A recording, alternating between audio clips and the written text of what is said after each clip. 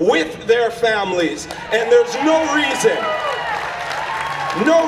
that the babies of those seeking a better life in our country can't spend tonight in the care and comfort of their loved ones, not caged up like animals, not cooped up like chickens, not boxed in like pets. Everybody say justice.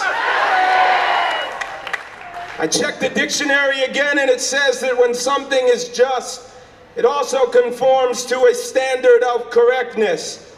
And I don't know about you, but I'm fully persuaded this morning that it is incorrect to assert that the plan for building a great America includes tearing apart the core unit of society, which is the family. Everybody say justice. Once again, though, before I close the dictionary, I read and it said that when something is just, it's also proper. And none of us should be able to rest properly knowing that our government is sponsoring the improper practice of separating the most vulnerable among us from the most important source of security they have, their loved ones, their family. That's not justice, that's unjust. And like the Reverend Dr. Martin Luther King Jr. said, injustice anywhere is a threat to justice everywhere. Everybody say justice! Justice! It was the prophet Micah who recorded these words. He's told you, O mortal, what's good. What does the Lord require of you but to do justice and to love kindness and to walk humbly with your God? I don't know about you, but I think Micah was on to something. He suggested that justice isn't just something we wait for, but it's something we have to do. It's active. And today I ask you to join me in doing justice. Here's how we do justice. We get up on a hot morning in the middle of a heat wave. After we eat our bagels, after we eat our cornflakes, we stand outside, we join with our brothers and sisters, and we say to the administration, we won't stand for injustice. That's how you do justice. Everybody say justice. You do justice by calling your representatives, by calling your senators. So I ask you, as I get ready to relinquish the mic, join me not just in these fleeting moments, but in this hour, in the hours to come, the days to come, the weeks and the months to come, in joining justice until every child is reunited with the family that they're supposed to be with. God bless you. Everybody say justice. Justice!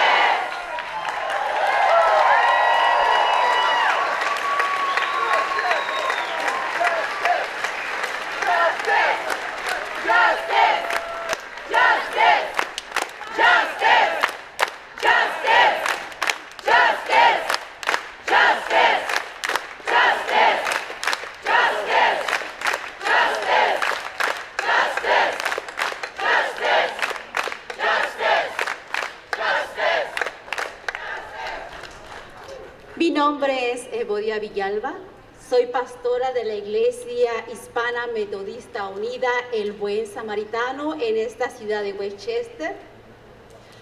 Pueblo que me escucha, me parte el corazón ver cómo los niños, algunos bebés que buscan refugio, son separados de sus padres. Si yo estuviera en una situación donde me separaran de mi hijo o de mi hija, me gustaría que otros me abogaran para que yo fuera reunificada con mis hijos. Debemos ponernos en la situación de esos padres que han sido separados de sus hijos y luchar por ellos.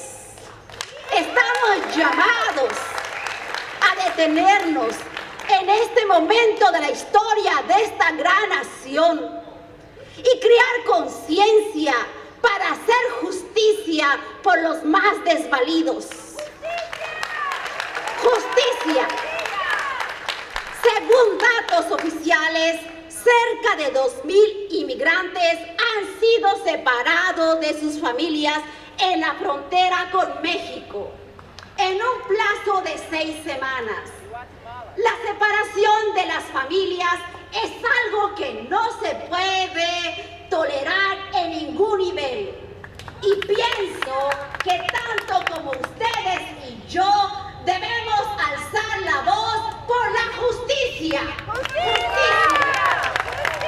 Hasta no ver que esas familias sean unidas otra vez.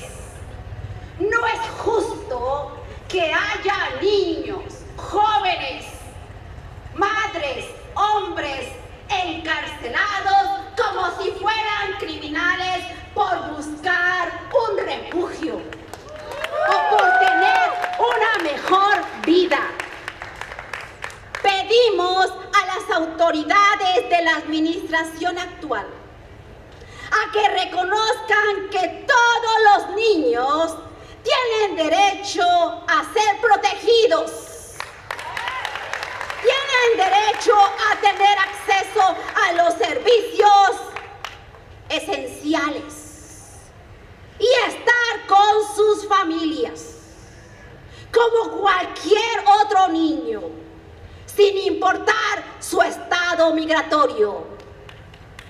La manera de cómo respondamos a esta situación migratoria afectará a nuestras generaciones futuras.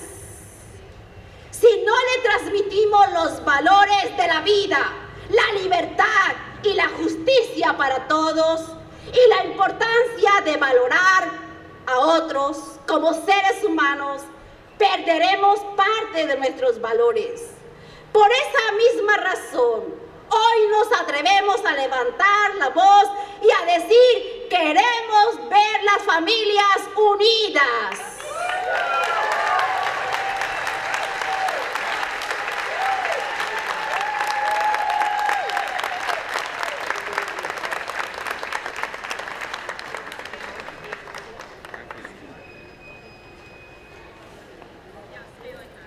Please welcome a local singer-songwriter and longtime activist, Stephanie Phillips.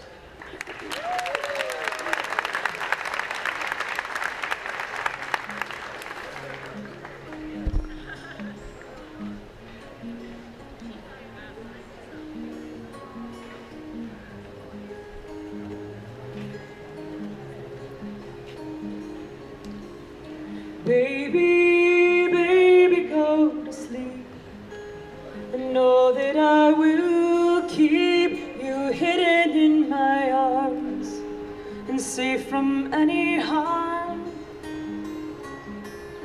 Baby, baby, rest your head.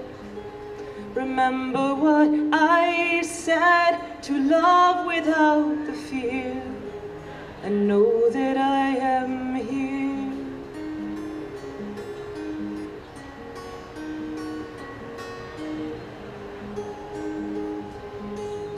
Baby, baby, close your eyes and let the night surprise you. Take the moon and stars, I won't let you go too far. And baby, when your sleep is done, I'll wake you with the sun. I'll teach you what I know, and then I'll let you go.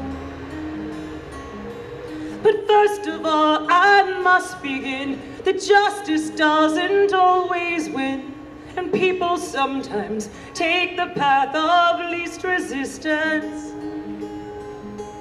And time won't always shield you from the sorrow that so often comes from living out humanity's existence. But baby, this must always be that when you need to come to me, I will listen with my heart. We will never be apart except in distance.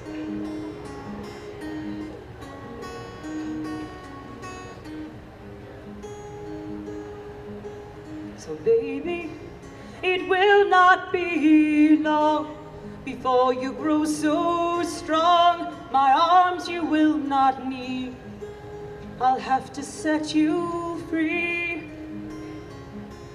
But baby, when that time arrives, I'll teach you how to fly. I'll lift you on your wings and send you with my dreams.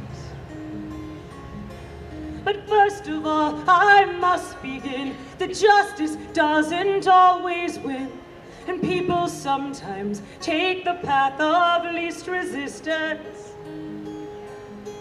And time won't always shield you from the sorrow that so often comes from living out humanity's existence. But baby, this must always be that when you need to come to me, I will listen with my heart. We will never be apart except in distance.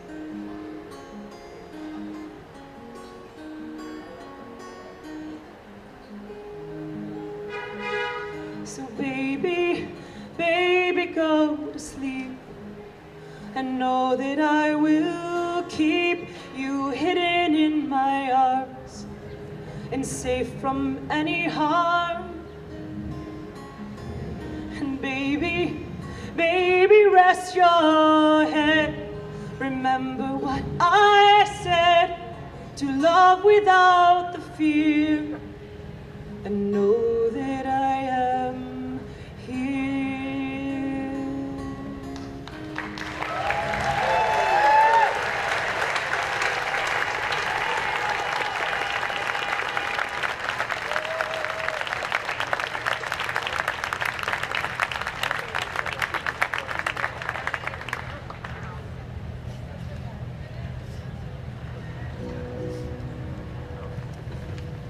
Buenos días. Me llamo Dan Schatz y estoy aquí para hablar y cantar en solidaridad con los migrantes que sufren. Good morning. I'm here to speak and sing in solidarity with the suffering migrant community. I'm Dan Schatz. I'm the minister of the Unitarian Congregation of Westchester, where we begin every service with the words, Unitarian Universalism holds that great good comes from wide diversity.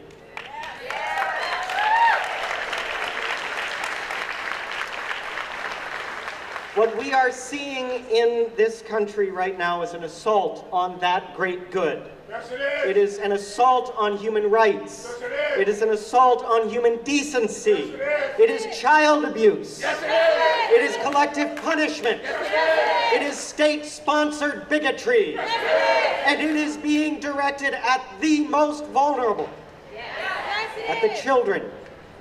I've seen these children. I've looked into their eyes. There's a place that's a little over an hour from here called the Berks County Residential Center, which is a harmless sounding name for what is in fact a jail for babies, where migrant children are imprisoned with their mothers. I've seen these children. I've seen these children, some as young as 2 years old, some who have been imprisoned almost their entire lives, some of them in diapers, who have spent almost their entire lives imprisoned by the United States. There's a group that holds monthly vigils. You can join them. You can also write to Governor Wolf and ask him to shut down Berks. Shut down Berks! Shut down Berks! Shut down Berks! Shut down Berks! Shut down Berks! Shut down Berks! Shut down Berks! I was asked to speak and sing at one of the vigils, and as we gathered, the migrant women holding their children lined the fence of the prison yard. We sang from across another yard, a road, and a second fence, and we sang many songs, but there was one song that they all knew. And we could see them singing with us, holding their hands in the air and swaying as together across two fences we sang De Colores. It is the anthem of the United Farm Workers. It is a tribute to the great good that comes from the wide diversity of many colors in the world and among people and in this country.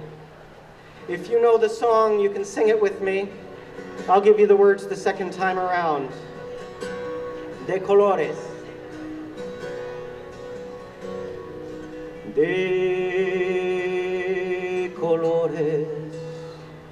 de colores se visten los campos en la primavera.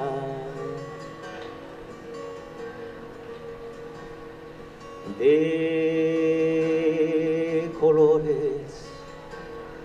colores son los pajaritos que vienen de afuera.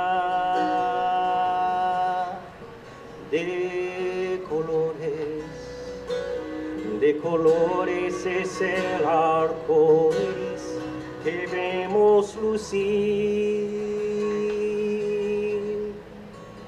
Y por eso los grandes amores de muchos colores me gustan a mí.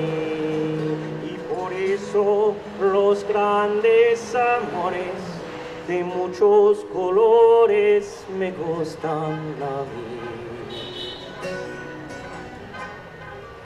The words mean of colors.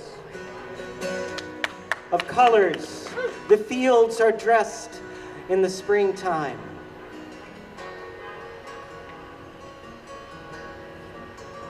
Of colors.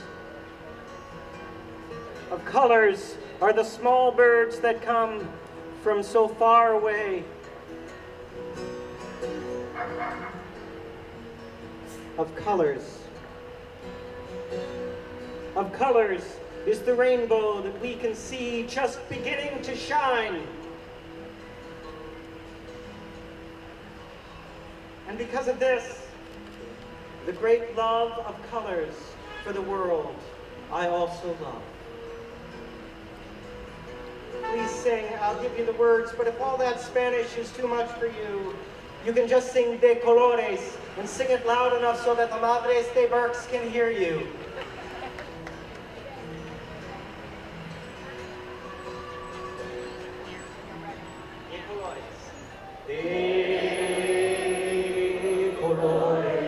De colores se visten los campos en la primavera. De colores se visten los campos en la primavera. De colores, everyone. De colores. De colores son los pajaritos que vienen de afuera. De colores son los pajaritos que vienen de afuera. De colores. De colores. De colores es el arco iris que vemos lucir. De colores es el arco iris que vemos lucir. Y por eso los grandes amores de muchos colores me gustan a mí. Y por eso los grandes amores de muchos colores me gustan a mí. Y por eso los grandes amores de muchos colores me gustan a mí.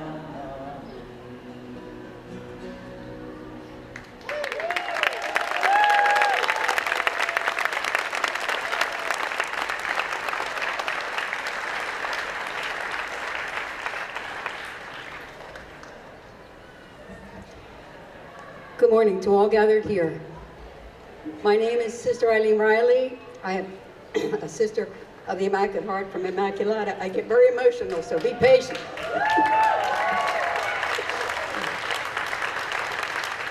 It is a pleasure and an honor to have been asked to share a few thoughts and my feelings about the present situation of refugees, asylum seekers, and immigrants presently arriving in our country. To say that I am deeply affected by our present day policies is an understatement. I yearn to feel once again proud to be a citizen in a country where all are welcome.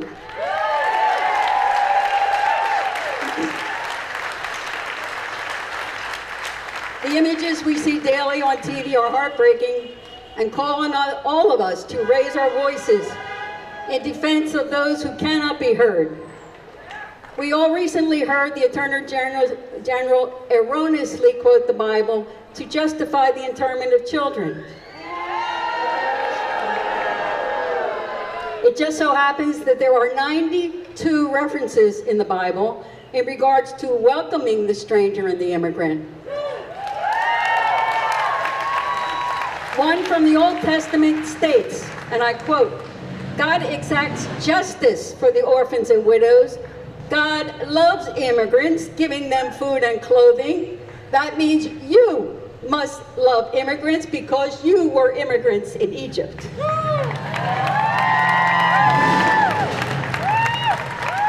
And from Matthew in the New Testament, for I was hungry and you gave me to eat. I was thirsty and you gave me to drink. I was a stranger and you welcomed me. Having said this, it really is not a matter of what God we believe in.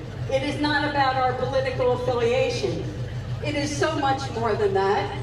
No one has to believe in God at all to know that the policies of this administration are immoral and unethical and contrary to everything we believe in.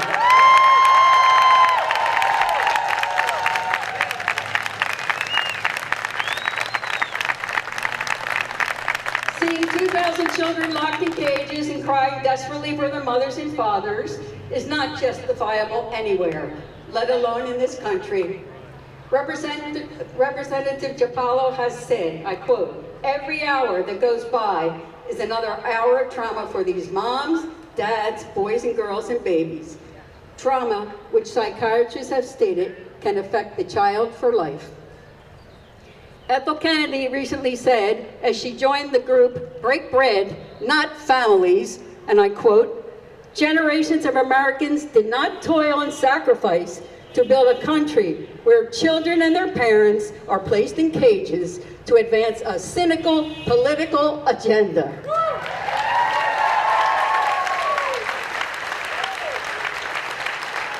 As I am presently teaching immigrants from all over the world, I would like to share an incident that happened in one of my classes. Amina, a young refugee mother of 2 children from Aleppo, Syria, was noticeably upset in class one morning. I asked her what was wrong, and she said that her cousin was just killed by the bombing. She composed herself and showed me a picture of her mother and father sitting outside what was once their home. It was a pile of rubble. All of their belongings were in a small truck so that they could leave when the bombing began again. I asked Amina if they were going to leave Syria. And as we know, she said it was not possible now. Amina and thousands of people like her love their country of birth, but they must leave for fear of hunger or impending death. They have no choice but to flee their homelands. They dream of peace and a place to raise their children with dignity. Finally, I read where a candidate from the Senate, Zach Ringelstein, went to the detention center to deliver food, supplies, books, and toys to the children. And for that, he was arrested. As we prepare to celebrate our Independence Day on July 4th, let us truly be the land of the free, where there is freedom for all. And the home of the brave enough to join Zach Ringelstein, who said at his arrest, and I quote, I refuse to stand by as you imprison children. It is inhumane, it is wrong, it is a sickness. Let us raise our voices with Zach and so many others and refuse to be silent. Thank you. God bless us all.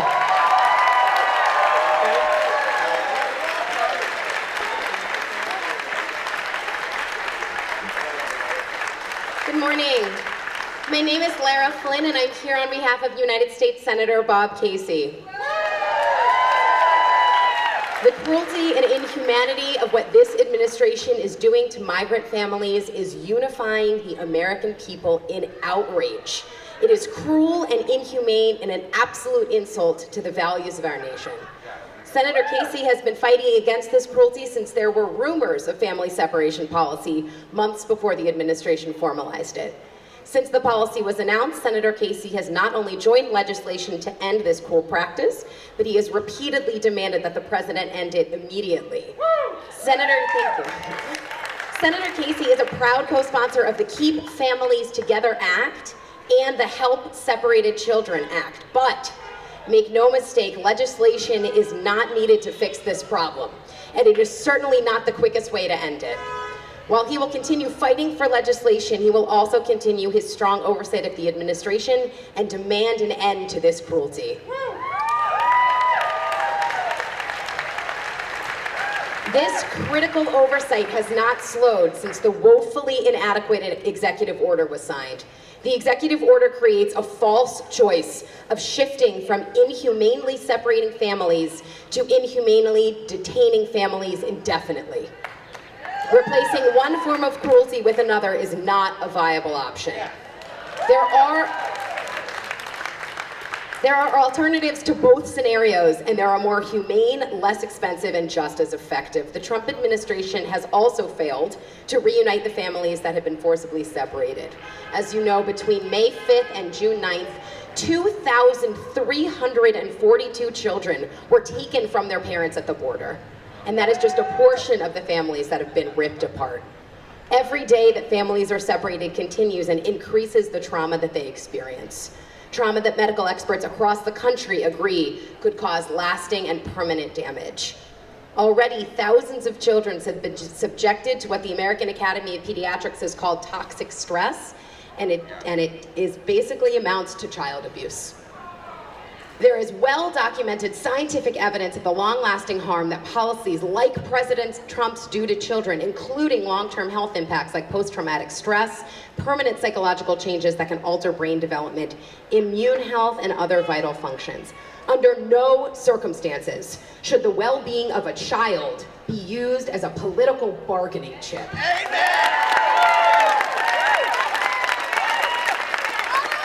And that is exactly what this administration has done and continues to do. Moving from a policy of family separation to family detention is simply unacceptable. Yes. The American Academy of Pediatrics and other child welfare experts have warned that family detention poses serious dangers to children's health and can result in lifelong consequences for educational achievement, economic productivity, health status, and longevity. Children do not belong in immigration jail or in detention on military bases.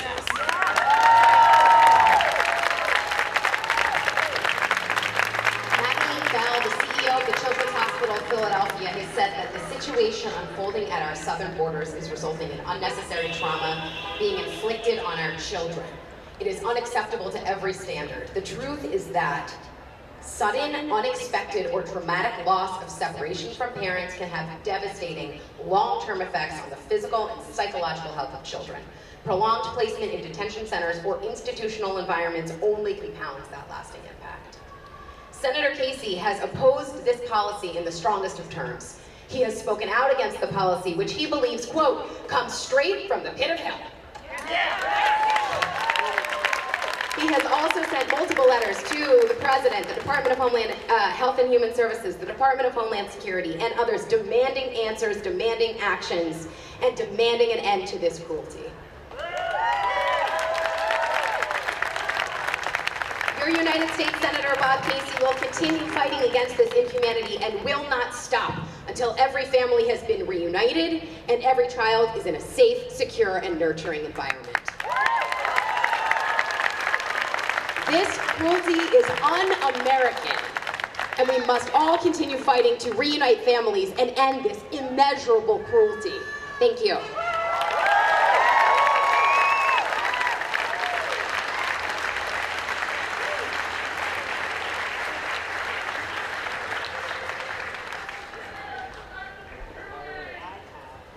All right, we're going to say show us what democracy looks like, and you're going to say, this is what democracy looks like. So, show us what democracy looks like. This is what democracy looks like. Show us what democracy looks like. This is what democracy looks like. Show us what democracy looks like. This is what democracy looks like. Show us what democracy looks like. This is what democracy looks like.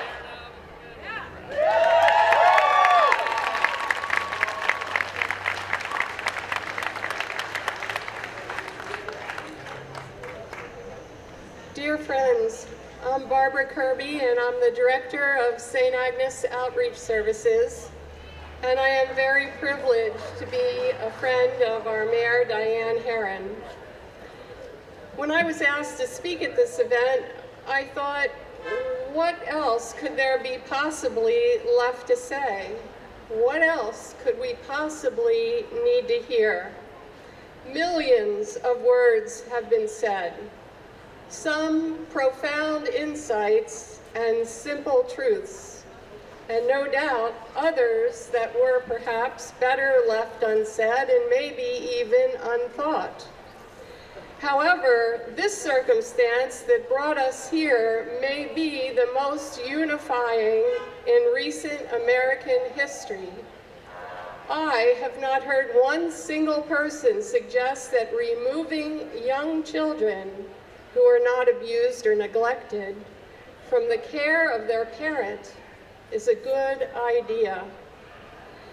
I also began to think about the work that I am privileged to do every day at St. Agnes Outreach Services, where immigrant people and their children gather from all over the world at our Basic Needs Center, our free medical clinic, and our educational support programs. On any given day, one can hear Spanish, Italian, German, Chinese, Albanian, Vietnamese, the lovely lilt of the Caribbean and Sierra Leone, mixed with Arabic, a distinct Scottish flair, and sometimes even Russian and French. It is a joyful brew, and somehow we almost always manage to understand each other. And so I wonder, what are we, you and I, what are we looking for? I am a second-generation American who remembers the story of my grandmother who at age 16 was put on a boat for America, never to see her homeland or her parents again. What are we looking for here today? What are you and I looking for? I might suggest that we are filled with hope, like all immigrant people, all sojourners. We are filled with hope for a sign, a presence that brings the world beyond the confines envisioned by politics and philosophy. A presence that is an embrace, a hand to grasp, a heart of mercy. Many of my staff at St. Agnes Outreach Services are dreamers. They were brought to this country as children, babes in arms. They are talented, gifted, competent, hardworking, and yes, brave. Oh, they are brave.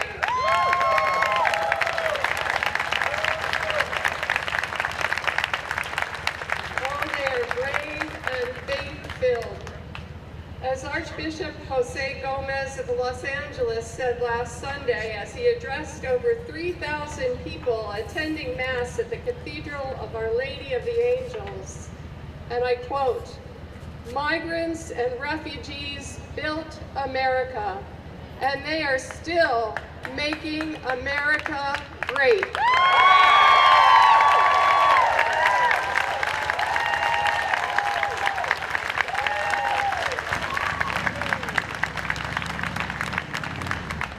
It is through their witness to seeking, longing, and hoping for all that is true, all that is noble, all that is beautiful, and all that is good, that we remember that we are all seekers and beggars for that same truth, forgotten perhaps by a comfortable existence or a momentary loss of heart.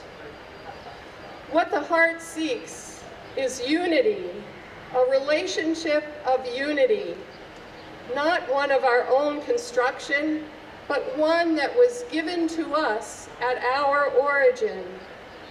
What we need is to encounter again, to receive again, to rediscover again. May this gesture today, this morning, at this moment of history, be a gesture of standing in solidarity with another, with a people in need. May this moment generate in us our quest again in our own lives for that which the heart seeks. Somos familia en las buenas y en los malos. We are family in the good times and in the bad.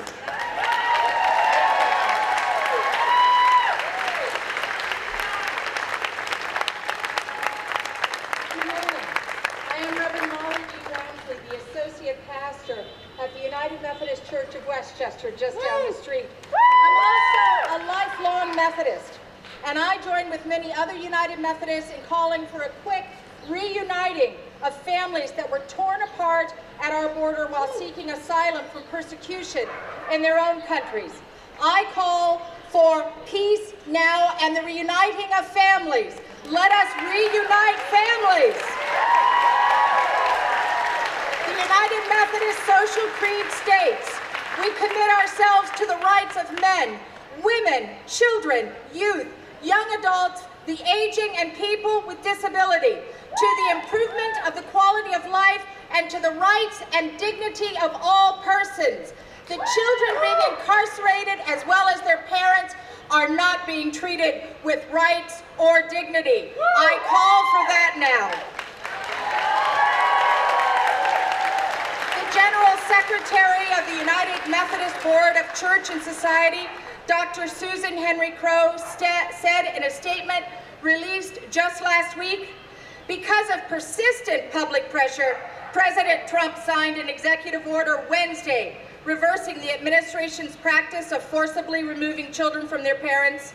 I thank God for the faithful witness of the thousands of United Methodists and others reflecting Christ's love and compassion in this broken world.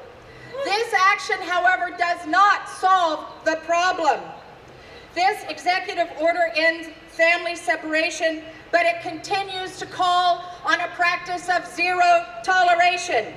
This now means that families seeking refuge in the United States from war-torn countries will be detained together.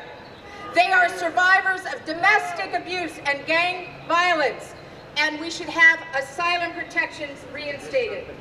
DACA recipients should be cared for through a legislative solution that leads to a pathway for citizenship. Our DACA children. The current state of our immigration policy is anything but compassionate and effective.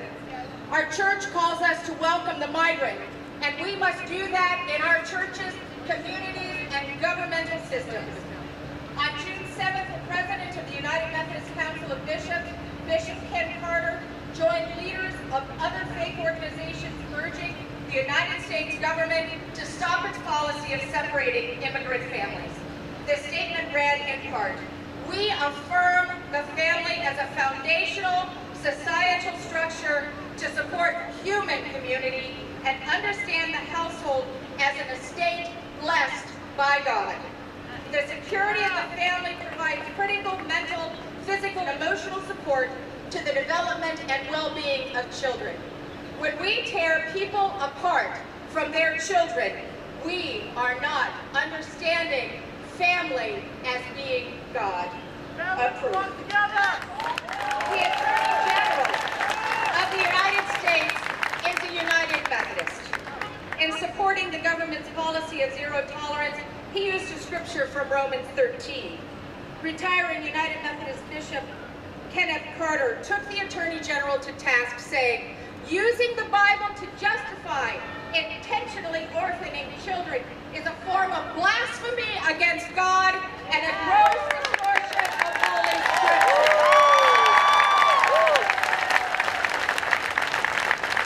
A group of United Methodist pastors and ladies have filed a formal complaint against the Attorney General regarding his recent actions on immigration.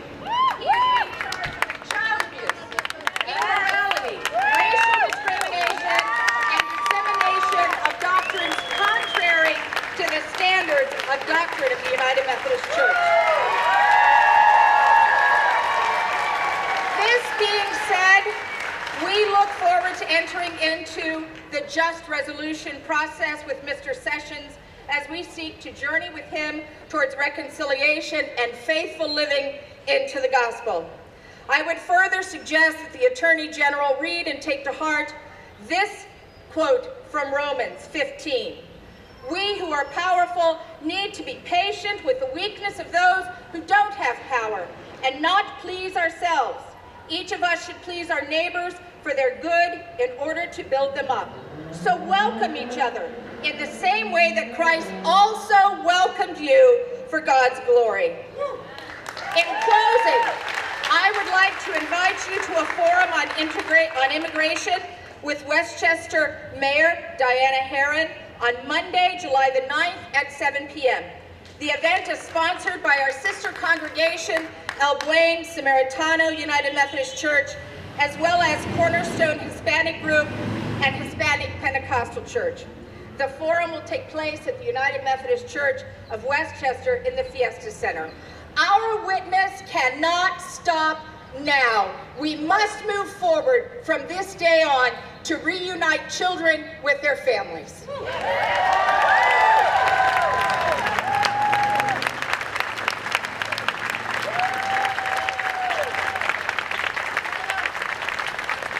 morning. I'm Andy Dinniman, your state senator.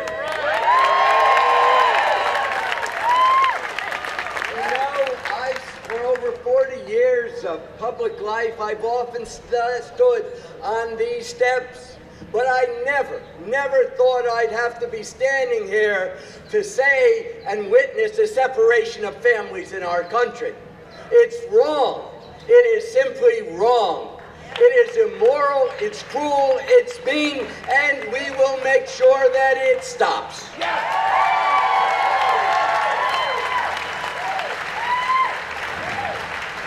It is so wrong that I pray that I find the right words to describe what is occurring and what we must do.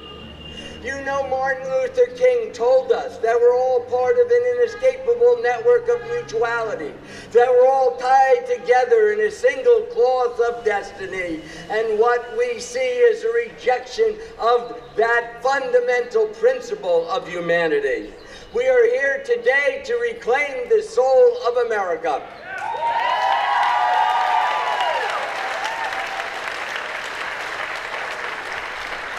You know, the reason I said what I said in the beginning was that to separate a child from their parent is so cruel, it's so inhumane, that I didn't think it would happen in America. I didn't think I'd be here talking about this today or any day. But it did happen, and I and you will be back again and again. We will resist until this policy ends.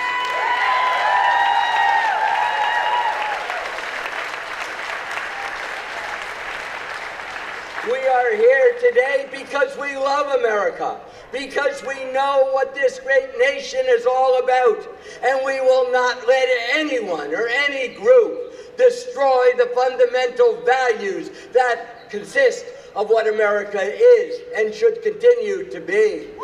Remember,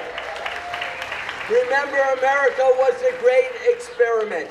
Remember, America, in the words of Reinhold Niebuhr, the theologian, was the light on the hill for all to see.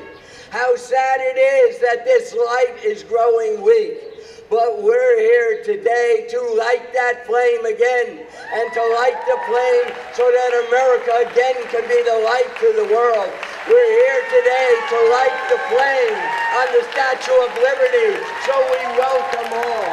We're here today because we believe in fundamental values of this nation, and we will not tolerate or allow children to be separated from their parents. No, we will not allow that to happen.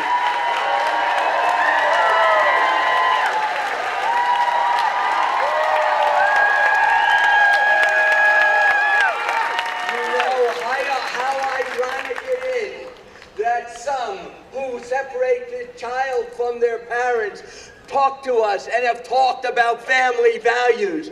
They don't have any family values. It is all of us.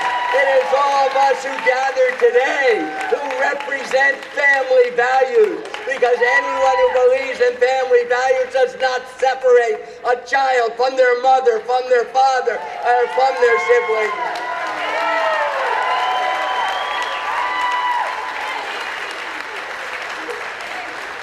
So, my friends, this is a moment in time. It's a moment in time for this great nation. It's a moment in time for each and every one of us.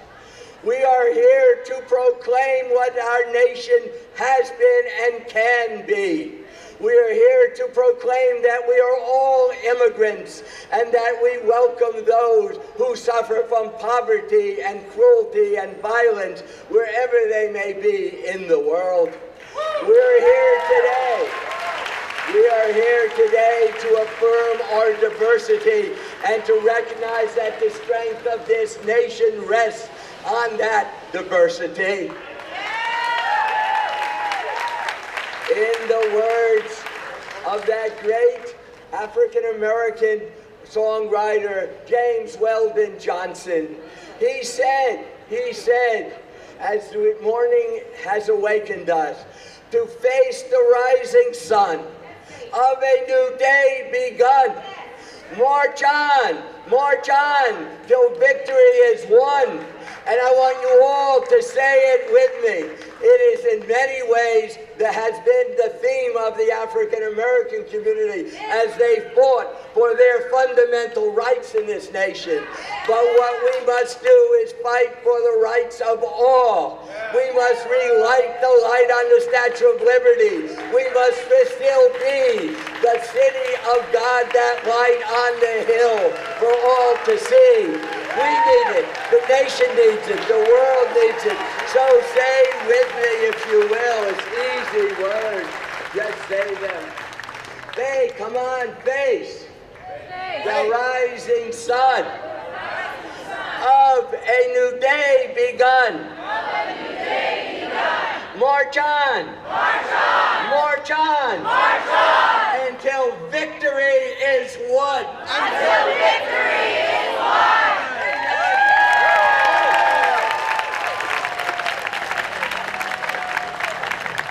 All right, I'd like you to repeat after me. Say it loud, say it clear. Immigrants are welcome here. Say it loud, say it clear. Immigrants are welcome here. Keep it going. Say it loud, say it clear. Immigrants are welcome here. Say it loud, say it clear. Immigrants are welcome here. Say it loud, say it clear. Immigrants are welcome here. Say it loud, say it clear. Immigrants are welcome here.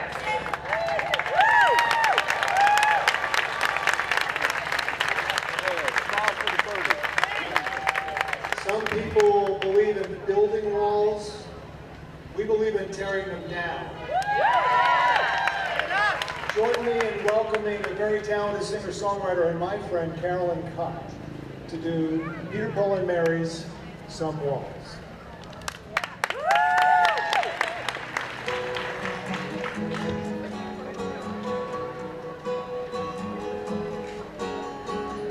Some walls are made of stone. Sometimes we build our own. Some walls will stand for years, and some wash away with tears. Some walls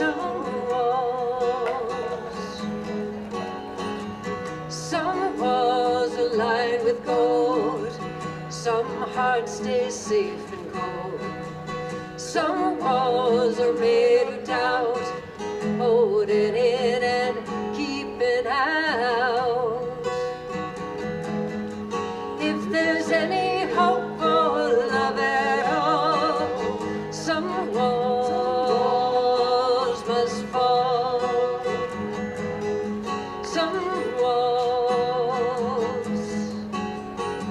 Some walls are built on pride. Some keep the child inside. Some walls are made in fear. The love let go will disappear. If there's any hope for love at all, some walls must fall. How will you ever know what may be found until you let those walls come tumbling down? If there's any hope for love at all, some walls must fall. If there's any hope for love at all, some walls must fall.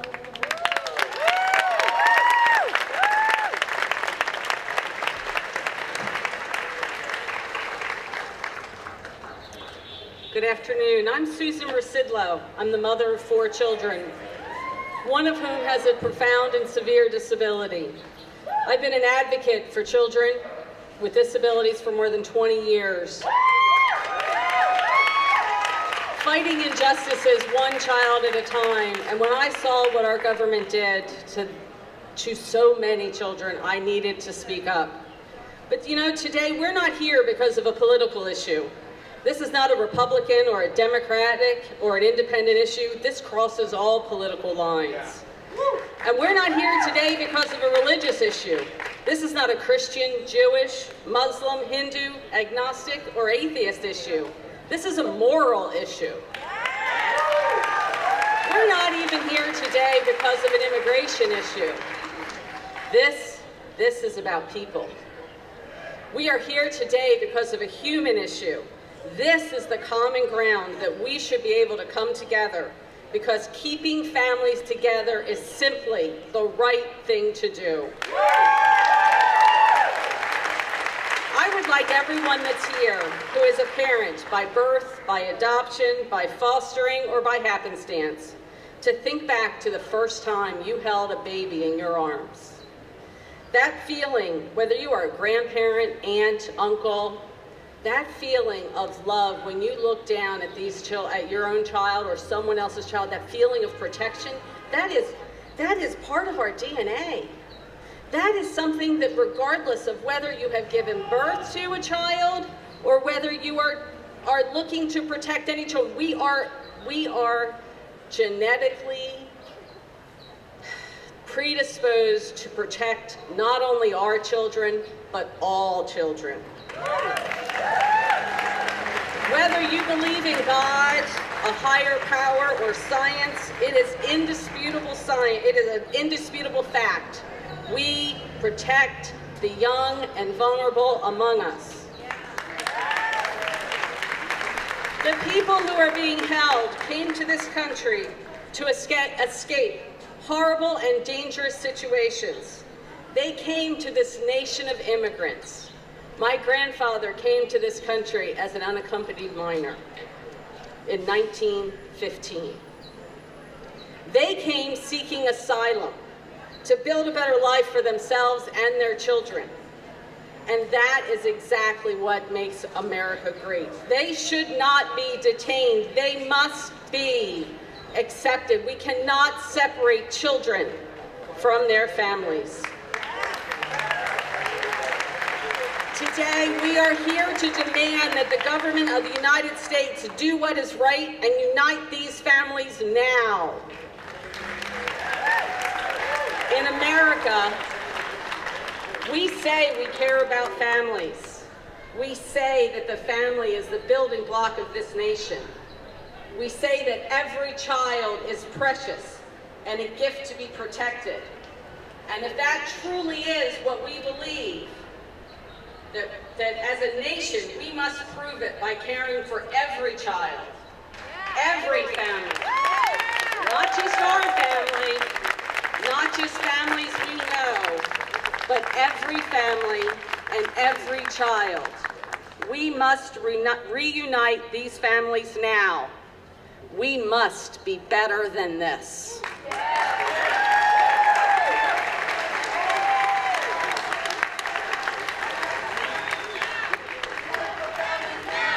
Unite the families now. Unite the families now. Unite the families now. Unite the families now. Unite the families now. Unite the families now. Let me tell you, this is a beautiful view. It is beautiful. And I want you to repeat after me because this is essential. I am encouraged. Say those words. I am encouraged. Because see, from this view, I see a sea of love. And we are encouraging one another. So I want us to say, be encouraged. Be encouraged. I can't hear you say it louder. Be encouraged. That's right. Now, let me tell you something. We're in this act in Westchester, Pennsylvania. We are a part of an act that is changing the discourse of the world. I didn't say America, I said of the world. Margaret Mead said, one small act changes the world against a committed group of people. So with that said, right? This little light of mine, I'm gonna let it shine. This little light of mine, I'm gonna let it shine. This little light of mine, I'm gonna let it shine. Let it shine, let it shine, let it shine. One more time. This little light of mine, I'm gonna let it shine. This little light of mine, I'm gonna let it shine. This little light of mine, I'm gonna let it shine. I'm gonna shine, let it shine, let it shine.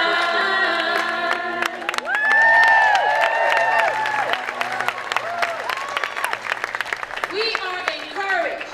Now, I want us to think about this as we sit here together, being encouraged, changing the discourse, impacting the world. I want us to think about what if we were not able to sing those words freely, that the light that is in us, that the hope, the anticipation, and the belief that the life that is given to us by love and some force that we cannot see, if that was basically impacted and cannot shine brightly.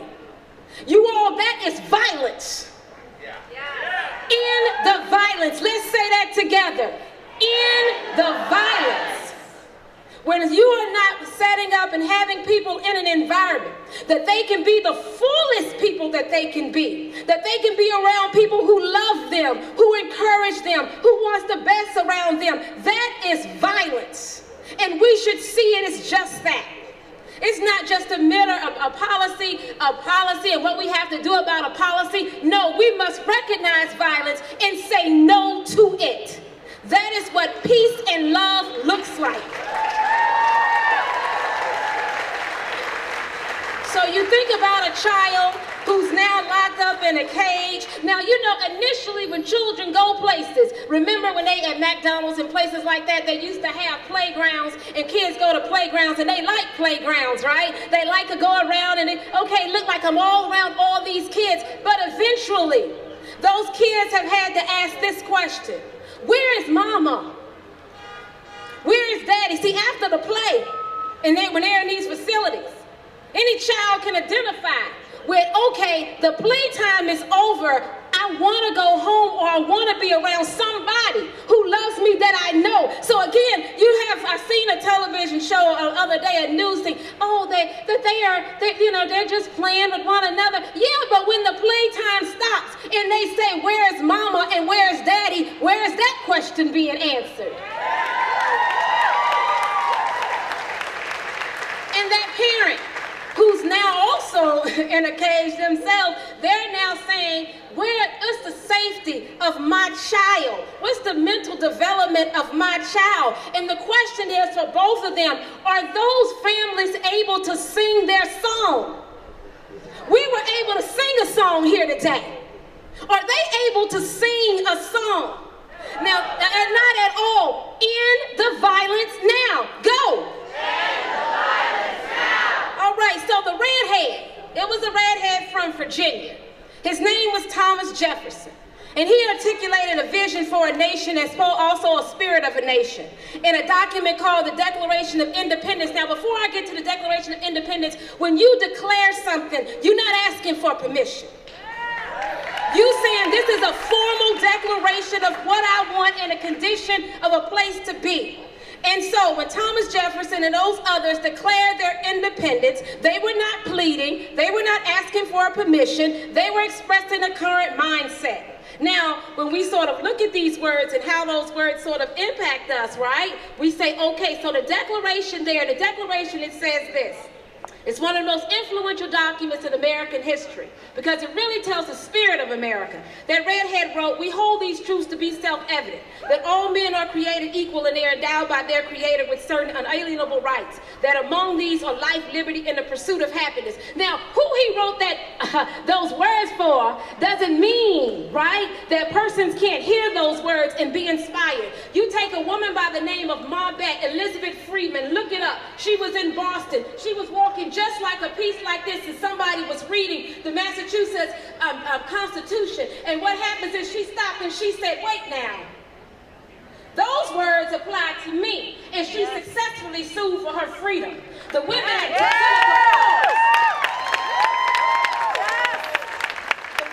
Seneca Falls, right? They were sitting and they heard their declaration of sentiments and they said, wait now, those words apply to me. And when you look at a group called the Black Panthers in America in the 1960s, the end of the 60s, they had a 10-point platform. At the end of their 10-point platform, they quoted the preamble of the Declaration of Independence because we hold these truths to be self-evident that all men are created equal and endowed by their Creator with certain inalienable rights, among these life, liberty, and the pursuit of happiness.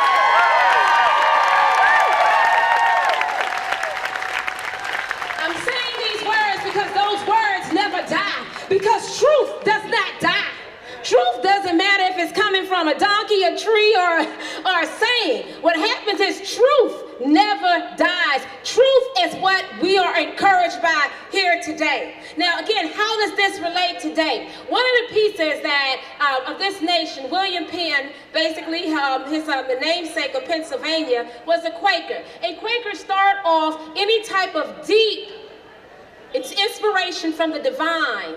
They start off with a query, a question. So the question that I have to you today is that how are we helping other people, the people, these immigrant families, sing their song? How are we helping them sing their song? How are we helping these families? Now, there are several ways that we can do this. And I'm going to tell you, we have to be careful. We live in a republic. And a republic is governed by laws. So therefore, the one thing that you must always do, I see a sign out there that says, I care, I voted. You must vote because you must vote. You must vote. Vote, vote, vote, vote, vote, vote, vote, vote, vote, vote, vote, vote, vote, vote. And you must stay on those people who are lawmakers and representatives. Let your discontent be known. You call their offices, you write them letters. You also, right now, again, we live in a republic. And so what happens is, when they throw the law there, right? And so therefore we have to donate and support organizations that are representing these families. We must donate and support organizations that's helping these families. That is not, we live in a republic, so it is governed by laws. So let your declare this hour, today we are declaring that these families will be united. I am asking you every day to ask that question, right? What are we doing to help them sing their song? Because let me tell you, love is not partisan.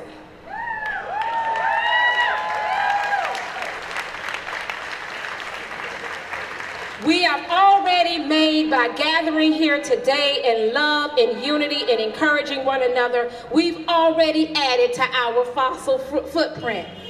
That said, I want to end, I want us to do one more chant because I want us to remember this is violence when these families are not together. And so let's say it at the count of 3. I want us to say it 3 times. End the violence. 1, 2, 3. End the violence. 1, 2, 3. End the violence. 1, 2, 3. End the violence. That said, I want to end as I begin.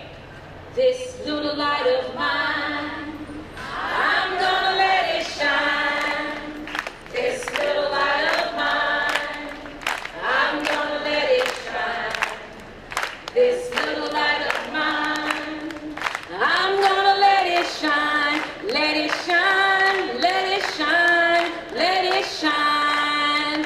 May all people have the right and enjoy the privilege to let their lives shine. Amen, amen, amen.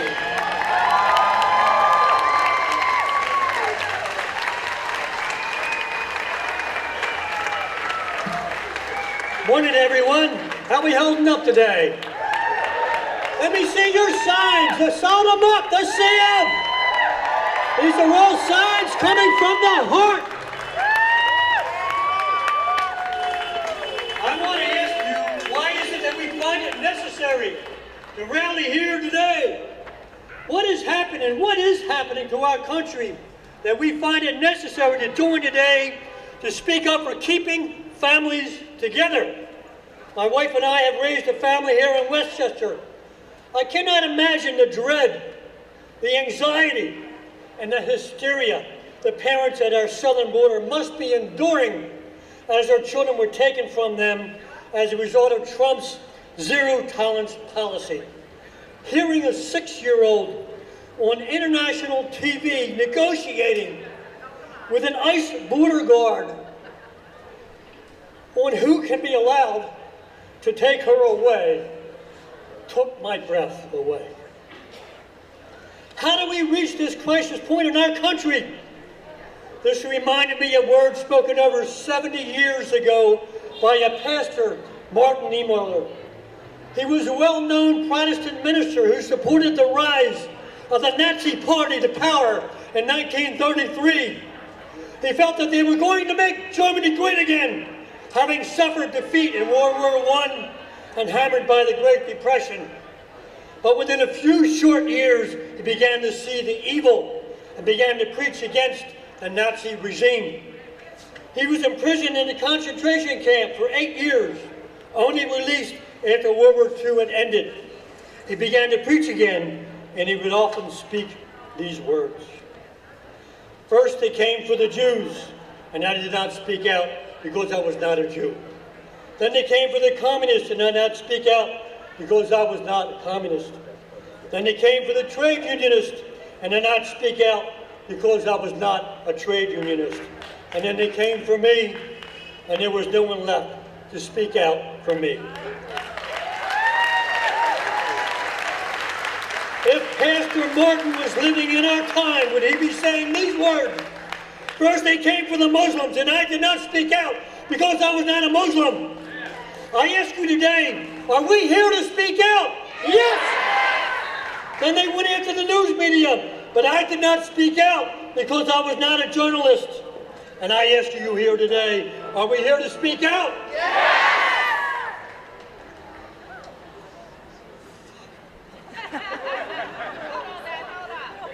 And then they came to the trade unionists, and I did not speak out because I was not a trade unionist. Are we here today to speak out? Yes! And then he went after the environmentalists, and I did not speak out because I was not an environmentalist. I ask you today, are we here to speak out? Yes! And then the Trumpists went after the black athletes, but I did not speak out because I was not a black athlete. I ask you today, are we here to speak out? Yes! And then they came after the children to take them from their parents and lock up the immigrants seeking refuge. And I did not speak out because I was not an immigrant. I ask you today, are we here to speak out? Yes! We are not alone. We can make a difference, and we have, and we will. Why? Because the people united will never be defeated. The people united will never be defeated. The people united will never be defeated. The people united will never be defeated.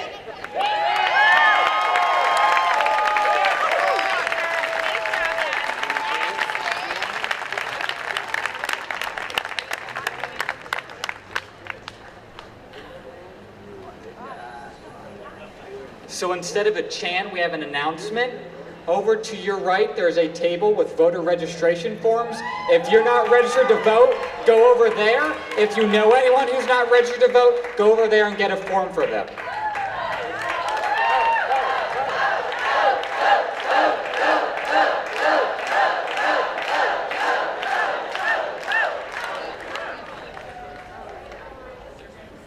We now have the unique opportunity to hear a song from one of our immigrants. We have an immigrant from El Salvador. Please join me in welcoming our own Martha Garcia.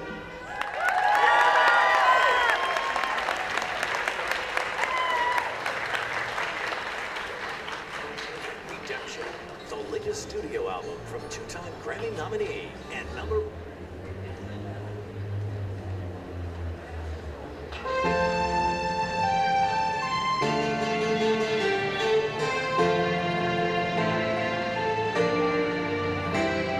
Que canten los niños, que alcen la voz, que hagan al mundo escuchar, que unan sus voces y lleguen al sol, que en ellos está la verdad. Que canten los niños que viven en paz y aquellos que sufren dolor. Que canten por esos que no cantarán, porque han apagado su voz. Yo canto para que me dejen vivir, y yo canto para que sonría mamá. Yo canto porque el cielo sea azul, y yo para que no me ensucien el mar. Yo canto para los que no tienen pan. Yo canto para que respeten la flor. Yo canto porque el mundo sea feliz. Yo canto para no escuchar el cañón. Que canten los niños, que alcen la voz, que hagan al mundo escuchar. Que unan sus voces y lleguen al sol, que en ellos está la verdad. Que canten los niños que viven en paz y aquellos que sufren dolor. Que canten por esos que no cantarán, porque han apagado su voz. Yo canto porque sea verde el jardín, yo para que no me apaguen el sol. Yo canto porque el mundo sea feliz, y yo para que escriba versos de amor. Yo canto para que se escuche mi voz, y yo para que les haga escuchar. Yo canto porque quiero un mundo feliz, y yo por si alguien me quiere escuchar. Que canten los niños, que hacen la voz, que hagan el mundo escuchar, que unan sus voces y lleguen el sol, que en ellos está la verdad, que canten los niños que viven en paz y aquellos que sufren dolor, que canten por esos que no cantarán, porque han apagado su voz, que canten los niños que viven en paz y aquellos que sufren dolor, que canten por esos que no cantarán, porque han apagado su voz, que canten los niños que viven en paz y aquellos que sufren dolor, que canten por esos que no cantarán, porque han apagado su voz.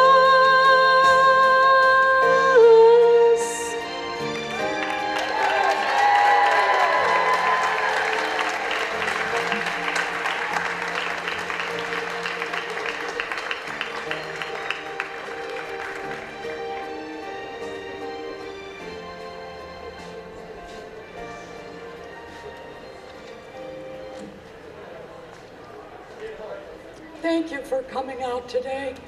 My name is Kathleen Snyder. Despite the very Anglo name, I'm a Mexican immigrant and have lived in Chester County for over 30 years.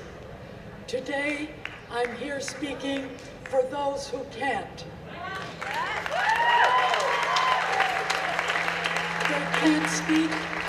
They can't speak because they are afraid. They did not come today for the same reason. They have no voice in what happens to them. It's up to us to unite with them, to make a change.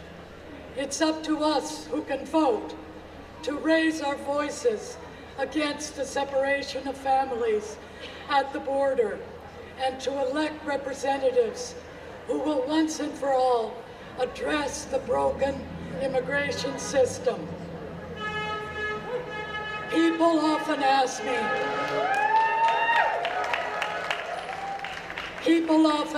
me, why do they come? We come for a better life, for ourselves and our children. The same reason people have been immigrating to the United States for hundreds of years.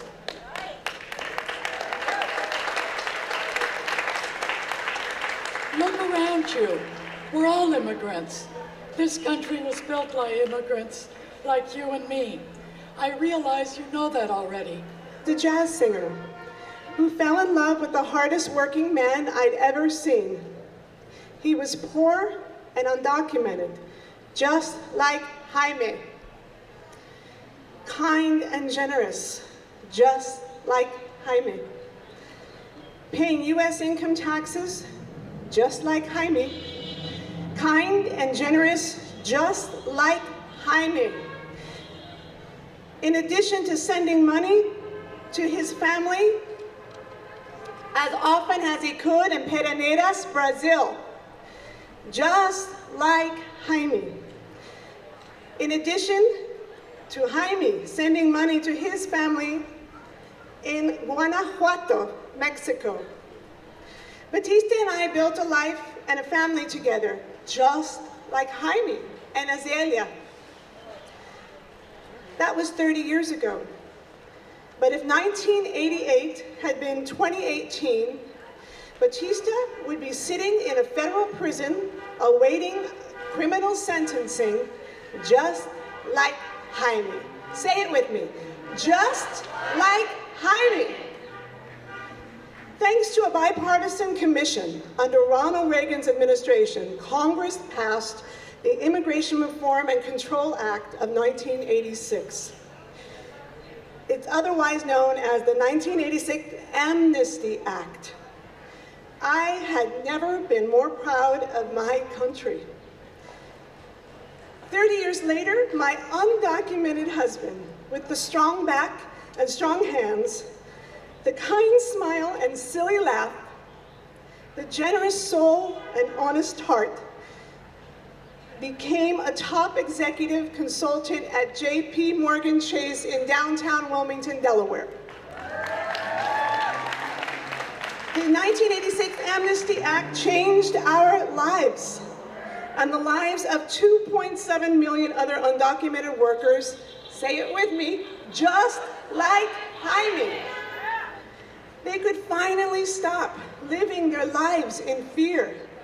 They could open their doors, step out of the shadows, and walk into the light of opportunity in the United States of America. We are all part of the Americas. South America, where my husband's from, Central America, and North America, which includes Mexico. So we are all Americans and the Americans. They could raise families, start businesses, advance their education, and continue to work to support the U.S. economy. Our local economy of Kennett Square and the surrounding area is booming, thanks to the 1986 Amnesty Act and the Latino and the Mexican American community whose strong hands and backs support a $2 billion a year mushroom industry. Alfredo Corchado, a Mexican border reporter for the Dallas Morning News, recently published a New York Times op-ed article about the Mexican revival of small-town America that featured our town, Kennett Square. Jaime is mentioned in the article, and his daughter, Sofia, was interviewed by Alfredo for the piece. Sofia turned 18 the day before her father was taken by ICE at his I-130 immigration interview. I was also at an I-130 interview. The first step to permanent residency and a green card on your way to citizenship. After breakfast on May 9th, Jaime went to his interview in good faith, while Sofia and her siblings went to school. But Jaime never came home. Please find me. I'm wearing bright colors so I'm easier to see in the beautiful crowd. If you would like to lend your voice to the statement of communal support that I wrote with my husband to help bring Jaime home again.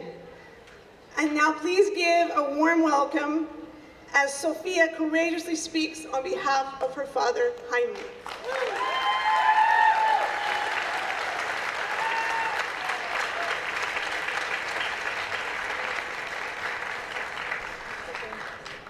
Hello everyone, my name is Sofia Soto. So today I'm here,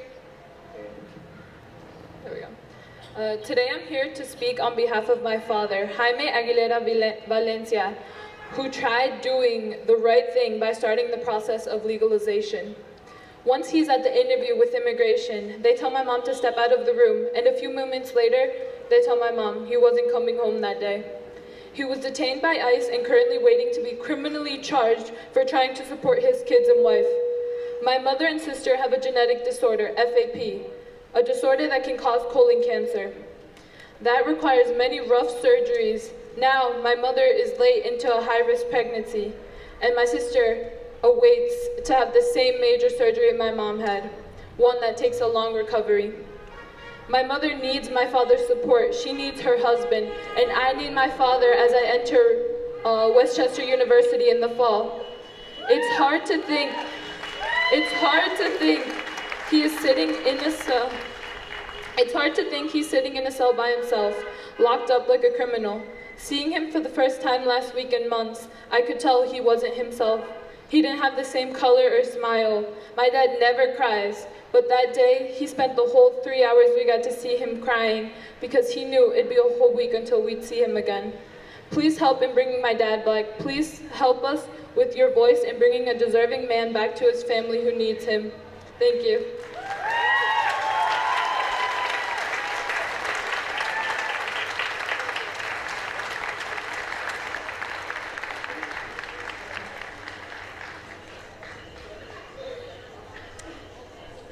afternoon, friends.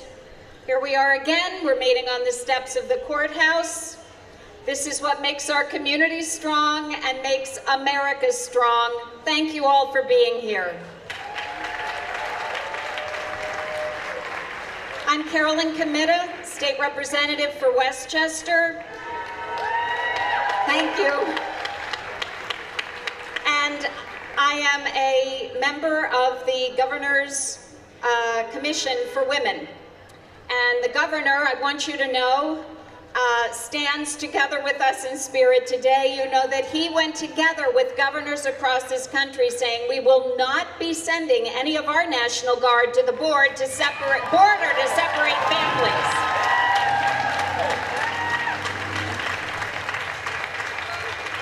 We are also not alone here today in Westchester. We have rallies across America, hundreds of people like you, like us, like we, the people. So last week, a few of us issued a resolution urging the president to stop separating children from their parents. And we held a press conference. The resolution had 50 co-sponsors in the House of Representatives, just like that, bipartisan support. I want you to know we are not alone. There are many, many people standing with us in support. Families belong together. So what I wanted to do was share with you a letter. The governor has a number of commissions. 4 of those commissions came together and issued a joint statement urging reunification of immigrant families. And I just want to share that with you. It's short. The Pennsylvania Commission for Women, Commission on Latino Affairs, Commission on Asian Pacific American Affairs, and Commission on African American Affairs stand together in denouncing the Trump administration's policy that has resulted in the long-term separation of children from their families at the southern border. The commissions issued the following statement. The use of children as political pawns is inhumane, intolerable, and morally wrong. By ripping children away from their families, the United States has created a level of trauma that is heightened further by language and cultural barriers, and that puts these children on a path of enduring physical and mental health problems. This is not who we are. The United States is a compassionate nation that respects basic human rights and welcomes immigrants fleeing oppression. We proudly proclaim, give me your tired, your poor, your huddled masses yearning to breathe free. Our commissions urge Congress and the Trump administration to find a path to return these children to their families as expeditiously as possible. Please contact your members of Congress. Demand that they oppose these practices and any immigration bills that would result in the separation of children from their families. There are Pennsylvania Immigrant Resource Center, HIAS Pennsylvania, Pennsylvania Coalition Against Domestic Violence, and Pennsylvania Coalition Against Rape are all good sources for you to lend your voices and your support. As one of my sisters said, we the people, not a few of the people, not some of the people, all the people are endowed by our Creator with certain unalienable rights that among these are life, liberty, and the pursuit of happiness.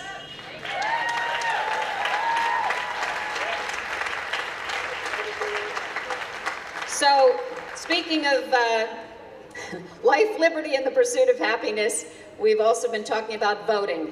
We must vote, register, bring friends. That will bring you, raise voices, raise awareness, raise passion, and then vote on November 6th. As if your future depended on it, because it does. Vote, vote, vote, vote, vote, vote, vote.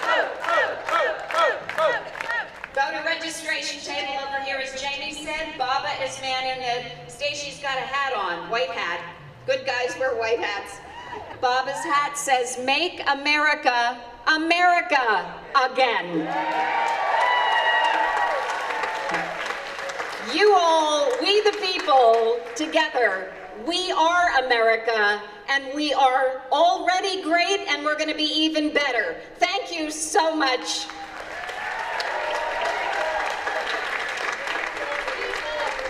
Silvana traveled 3,000 miles with her children to seek asylum.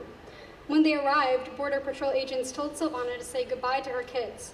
She handed her sleeping preschooler to her oldest, a 16-year-old, and hugged her sobbing 11-year-old daughter. Then she was taken away.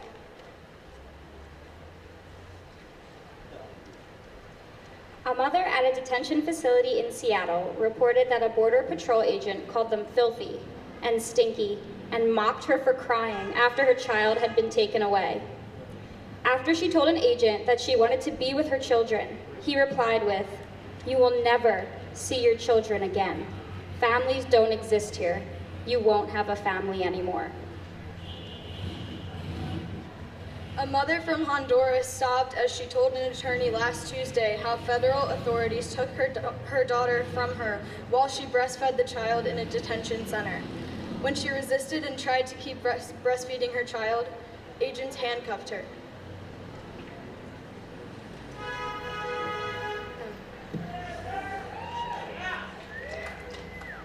A 3-year-old boy was taken from his mother at the border and was inconsolable during his flight away from her to Michigan, where he met his foster family. He refused to change his clothes or shower and clutched a drawing of his father. He has trouble being alone and constantly asks when he will see his papa. Please join us for a moment of silence so we can encircle these children and their families, as well as thousands of others, with our prayers, our positive energy, and our love.